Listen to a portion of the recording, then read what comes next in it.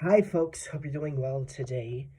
The ruling strategy for the Dharmic, Iranic, and Turkic states and their Islamic successors who adopted their practices was to control the best and most profitable portions of the empire themselves and leave the unprofitable areas, the areas that lacked any strategic value, to their own devices to configure themselves as autonomous zones.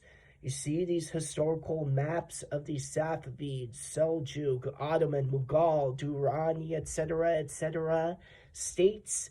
They're largely fraudulent and misleading. Most of the territories within their boundaries weren't actually part of their states in practicality. The dynastic rulers only defined their true crown lands as the parts that they directly ruled, which was usually the urbanized and sedentarized zones, and even then only really the urbanized and sedentarized zones that were close to and not that far away from the capital. Everywhere else in the marginal zones, the dynasty only employed nominal sovereignty, technically viewing the people who lived there as their subjects, living within the boundaries of their state, but very sporadically and rarely bothering or contacting them. So does that mean that they were their own countries in actuality? That would be stretching it a bit because there were still political ties between the marginal zones and dynastic rulers, even if they were nominal and symbolic. Let's put it this way, they were halfway to being their own countries. Kurdistan, Baluchistan, Afghanistan, they were all practically their own states within the wider geographic scope of the empire's domains that were largely concocted by the dynasty's imagination. The actual autonomous rulers of these zones most likely didn't view themselves as being part of its crown lands or its country at all.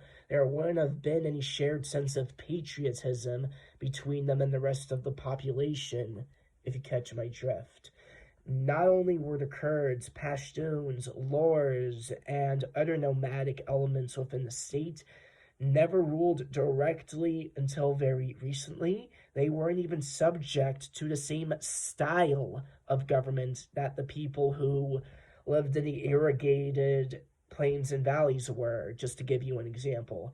Even though, even though I personally intensely despise nearly all the dynasties and states that came from after the Sassanid era, I have to concede that their statesmanship was vastly superior to that of our contemporary ones.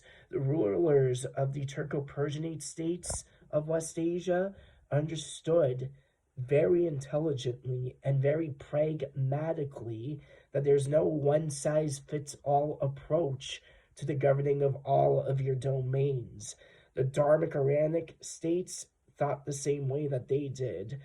Both Turks and Iranics used to be Dharmic and had an extensive history of Dharmic governance, after all.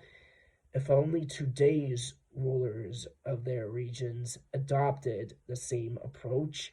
And this is where I end my dissertation. Thank you for watching.